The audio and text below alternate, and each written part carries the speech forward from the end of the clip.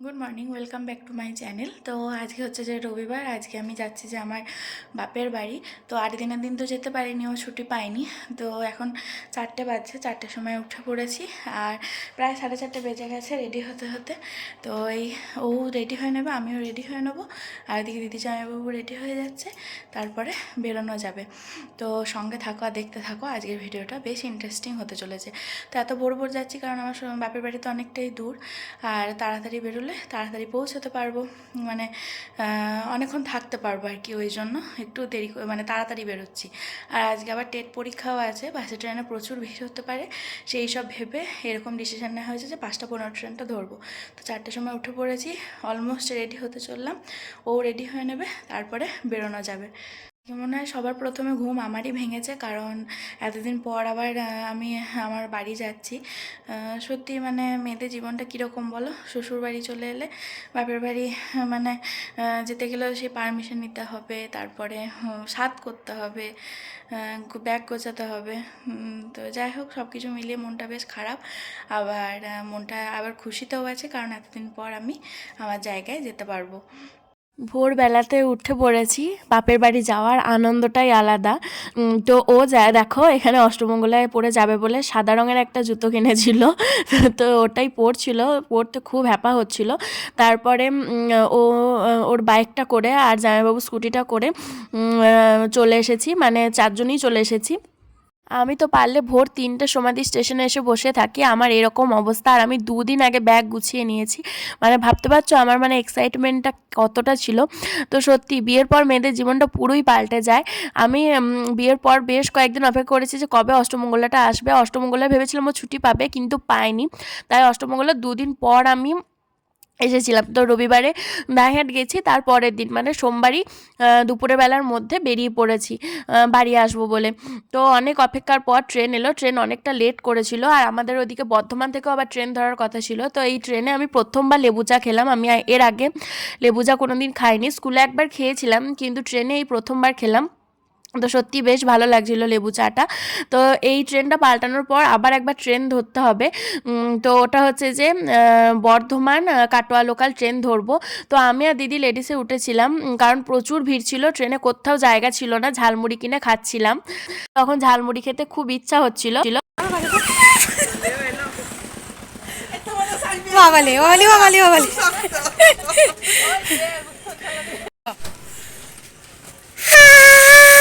চলো এসো এসো এসো বাবা এসো।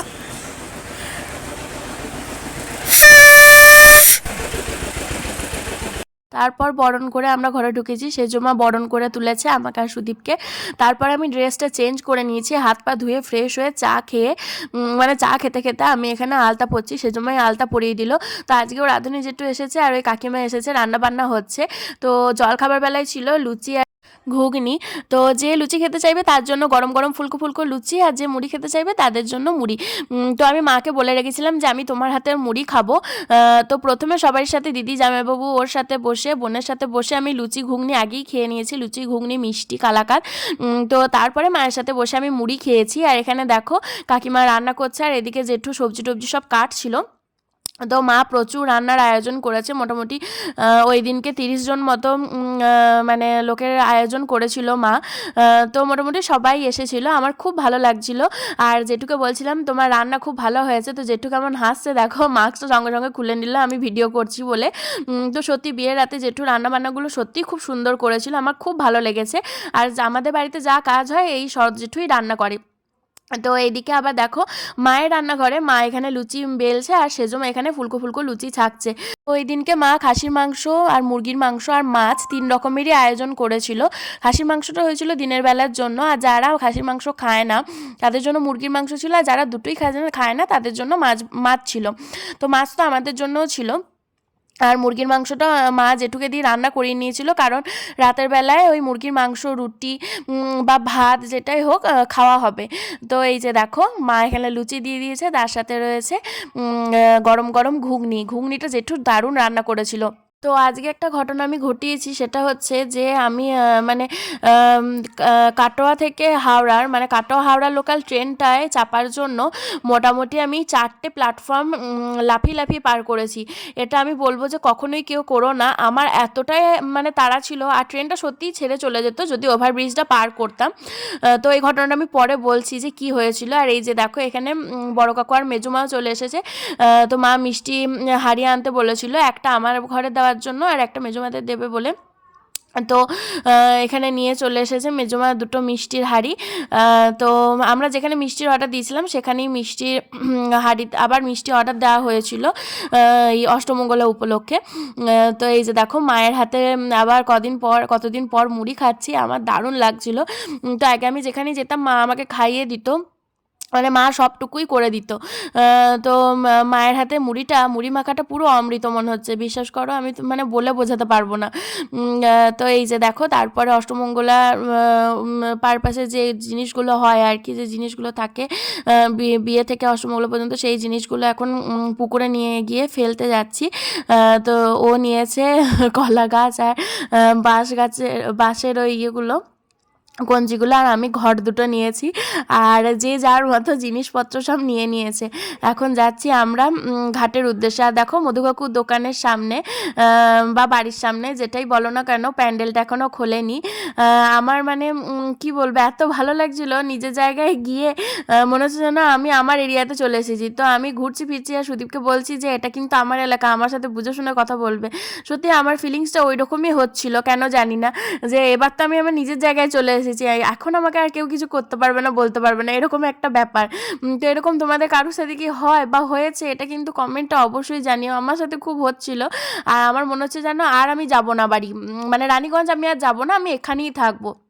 আমার এরকম একটা ব্যাপার হচ্ছিল যে আর আমাকে কেউ নিয়ে যেতে পারবে না, আমি এখানে চলে এসেছি। তো যতই প্রেম করে বিয়ে করো বা দেখাশুনে করে বিয়ে করো, নিজের বাড়িতে এলে না নিজের ভোলটাই পাল্টে যায়। আমার তো সেটাই হচ্ছিল। তো এখানে যা যা রিচুয়ালস ছিল সেগুলো সব একটা একটা করে কমপ্লিট করার পর সামনেই মায়ের মন্দির আছে, তো মায়ের মন্দিরে আবার একবার সবাই মিলে একসাথে প্রণাম করতে গেলাম। মা ছোট ঠাকুর মাকে আর মহাদেবকে প্রণাম করে তারপরে ষষ্ঠীতলায় প্রণাম করে তারপরে ঘরে এলাম। তো সত্যি এখন মানে যখনই আমার মনে হচ্ছে যে আমি দাঁইহাট যাব, আমার সব কিছু নতুন নতুন মনে হবে, মানে নতুন কিছু দেখতে পাবো। তো এখন আমার সেই রকমই মনে হচ্ছিলো, আশেপাশের পরিবেশটা এরিয়াটা মনে হচ্ছে যেন আরও উজ্জ্বল হয়ে উঠেছে, আরও জল করছে, আরও নতুন নতুন ঘরবাড়ি হচ্ছে, এরকম আমার একটা ব্যাপার মনে আসছিল। তো যাই হোক, সেরকম কিছুই হয়নি, এটা আমারই মন থেকে হচ্ছিল, আমারই মনের ভুল। তো এই যে আমরা মন্দিরে চলে এসেছি, একবার ঠাকুর প্রণাম করব, তারপরই বাড়ি যাব। আর এদিকে বুবুও দাঁড়িয়ে ছিল, তারপরে বুবু বলল যে আমি আর উঠবো না, তোরা যা, আমি এখানে দাঁড়িয়ে দাঁড়িয়ে একটু ফোন ঘাঁটি। তো বাড়ির কাকু কাকিমারা সবাই মিলে, ভাই বোনেরা সবাই মিলে আমার বিয়েটা দারুণভাবে মানে উদ্ধার করলো। সবাই মানে অনেক সবাই খুব মজা করেছে, আমার এটাই খুব ভালো লাগছিল।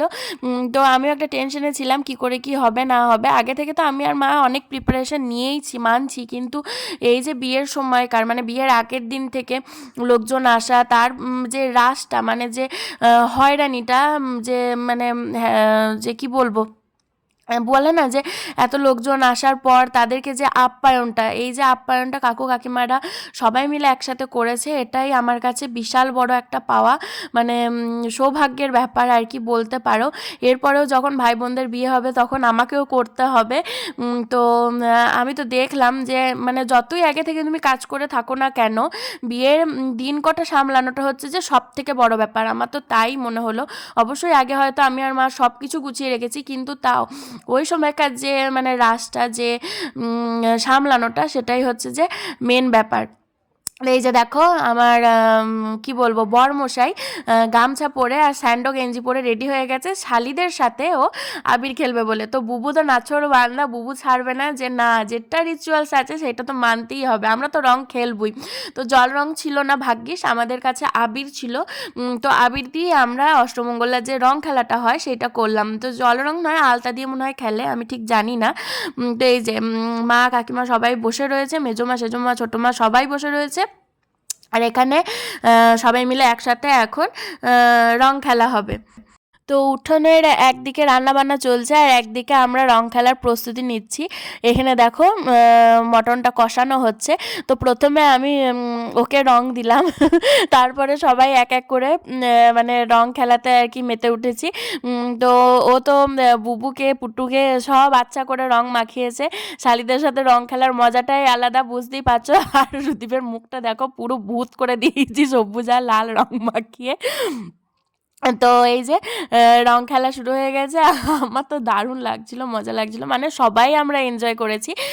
তো বিয়ের সময় আরও যাদের যাদের নাম না নিলেই নয়, হচ্ছে যে যে কাকিমা আর কি ঘর ছেড়ে দিয়েছে মানে আমাদের অতিথিদের শোয়ার জন্য, সত্যি অঙ্কিতার মা আর কি, সেই কাকিমাকেও অসংখ্য ধন্যবাদ। তারপরে মাসি ছিল, মানে আমার নিজের মাসি দিদা, ওরাও ছিল, সাথে আরও আদার্স মাসিরা এসেছিলো। তো তারাও অনেক হেল্প করেছে, তারা অনেক রিচুয়ালস জানে, মানে যেগুলো হয়তো আমরা সচরাচর জানি না অতটা, মেয়ের বাড়িতে কী কী হয় না হয়। তো সেই মাসিরাও অনেক বলেছে, অনেক কিছু মানে জানিয়েছে, বরণডালা সাজিয়েছে। তো এই সব দিক থেকে মানে মাসি, তারপরে দিদা, তারপরে আরও যারা যে মাসিরা এসেছিলো সবাই মানে খুব মানে কি বলবো, হেল্প করেছে ওই সব দিক থেকে।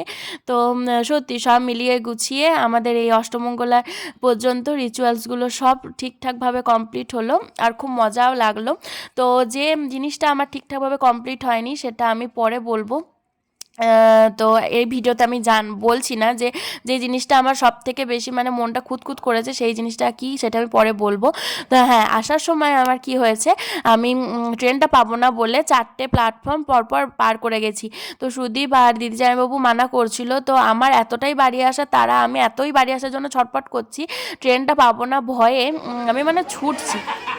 তো যাই হোক, তোমরা কেউ কোনো দিন যতই তাড়াতাড়ি থাকুক এরকম করো না, ওভারব্রিজই পার করে আসার চেষ্টা করো, আর ট্রেন লেট থাকলে লেট করিয়ে আসার চেষ্টা করো। আমি তো মানে ওরকমভাবে রিস্ক নিয়ে এসেছি, সাথে দিদি জামাইবাবু আর সুদীপকেও রেল লাইন পার করিয়েছি, কারণ 8:45 ট্রেন ছিল আর আমরা নেমেছি হচ্ছে 8:40। 5 মিনিটের মধ্যে ওভারব্রিজ পার করে ট্রেন ধরা অসম্ভব ব্যাপার ছিল। তো তারপরে এখানে গান চালিয়ে সবাই মিলে নাচানাচি করছিলাম। তো এইভাবে আনন্দ করে আমাদের রং খেলা নাচানাচিটা সবটাই মিটলো। তারপরে দুজনেই স্নান টান করে ফ্রেশ হয়ে শাড়ি আর পাঞ্জাবি পরে নিয়েছি। আর এটা আমরা ঠিক নিজেরা করিনি, কিন্তু কোইন্সিডেন্টলি মানে হয়ে গেছে, জানো তো, দুজনেরই পাঞ্জাবি আর শাড়ি ম্যাচিং হয়ে গেছে। তো বেশ ভালো লাগছিলো, দুজনই সবুজ সবুজ। আর এখানে তারপরে দেখো প্রথম ব্যাচ খেতে বসে পড়েছে, ওখানে কাকুদের ফ্যামিলি খেতে বসে পড়েছে, কাকুর 2 ছেলে, বউ, তারপরে কাকিমা, তারপরে নাতনি, সবাই মিলে বসেছে। এখানে অঙ্কিতা, দুষ্টু, হাবলু, ওরাও সবাই বসে পড়েছে। তো এই যে এইটা হচ্ছে আমাদের ভাতের থালা, ভাত, ডাল, তারপরে এখানে রয়েছে যে ছ্যাঁচড়া, খাসির মাংস, স্যালাড, চাটনি, এইসব, তারপরে ছিল মিষ্টি, দই। তো সব দিয়ে খুব সুন্দরভাবে আমাদের লাঞ্চটা হলো। তো সত্যি এত মা খাবারের আয়োজন করেছে, আমাদের পেট হাই করতে শুরু করে দিয়েছিল। আর অষ্টমঙ্গলার রান্নাবান্নাগুলো যেটু খুব ভালো করেছিল।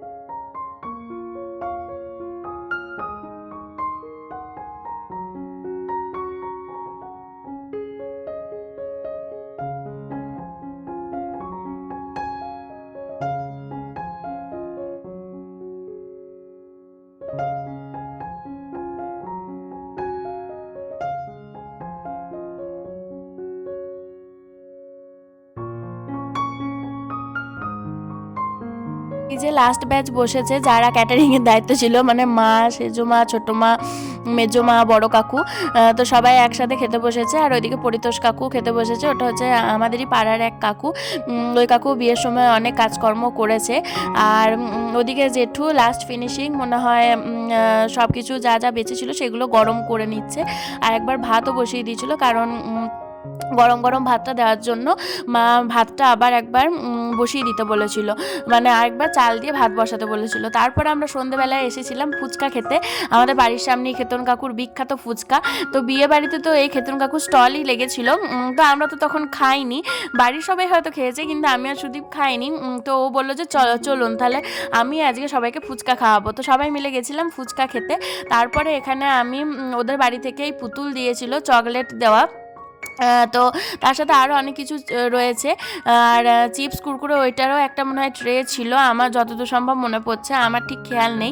তো সেটা মনে হয় মা সবাইকে দিয়ে দিয়েছে। আর এইখানে এই ঝুড়িতে এই একটা ট্রে ছিল। তো এই পুতুলের এই চকলেটগুলো এখন আমি খুলবো। তো তারপরে ভাই বোনদের সবাইকে আমি দিয়ে দেবো। তো শুভ আসেনি, মানে মাসির ছেলে আসেনি, তো ওর জন্য মনটা খুব খারাপ করছিল। তো সুদীপ বারবার বলেছিল আসার জন্য, কিন্তু ওর শরীরটা সেই সময় এত খারাপ হয়ে গেছিলো তো আসতে পারিনি। এই যে বুটো দেখো বসেছে এখানে ভাগাভাগি করতে।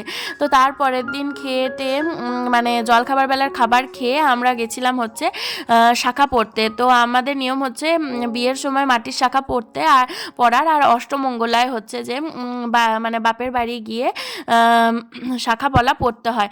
তো এখানে দিদি বলছিল প্রচুর মোটা একটা শাখা পড়ার জন্য, কিন্তু মোটা শাখা আমার অতটা ইচ্ছে হচ্ছিল না, কারণ 12 মাস পরে থাকতে হবে তো হাতে। তো আমি বলছিলাম মাঝারি, মানে খুব সরুও নয় আবার খুব মোটাও নয়। তো এখানে আমার একটা শাখা পছন্দ হয়েছে, মেজমা পছন্দ করে দিল শাখাটা। তো প্লেন পলা আর একটু ডিজাইন করা শাখা, তো ওইটাই নিলাম। তো শাখা তো ওই এই পিসির কাছে পড়লাম। এই পিসি হচ্ছে মানে পাশের বাড়ি যে মধু কাকু আছে, মধু কাকুরই নিজের বোন। তো ওই পিসির কাছেই আমি পড়তে গেছিলাম, পিসি খুব খুশি হয়েছে। তো সোনার শাখা পলা পরেই তখন নিজেকে অন্যরকম ফিল হচ্ছিল, মানে নিজের হাতটা অন্যরকম মনে হচ্ছিল। আর স্মৃতিতে সিঁদুর ওঠার পর তো মানে ভোল পুরো পাল্টেই গেল, সেটা আর বলার নয়। যারা বিবাহিত তারা তো নিজেরাই জানো, নিজেরাই এক্সপিরিয়েন্সড। তো শাখাটা পরানোর আগে পিসি এখানে চেক করে নিচ্ছিল, মানে শাখার ভিতরে অনেক সময় পোকা টোকা থাকে, তো ফোনের ফ্ল্যাশটা জেলে চেক করে নিল। তো এই জিনিসটা আমি জানতাম না, এটাই প্রথমবারই দেখলাম। আর শাখার দোকানে তো আমি যাইনি কোনো দিন যে এরকম জানতে পারবো, তো এই প্রথমবারই দেখলাম এই জিনিসটা। তো পিসি বললো যে চেক করে দিলাম, ভালো শাখা।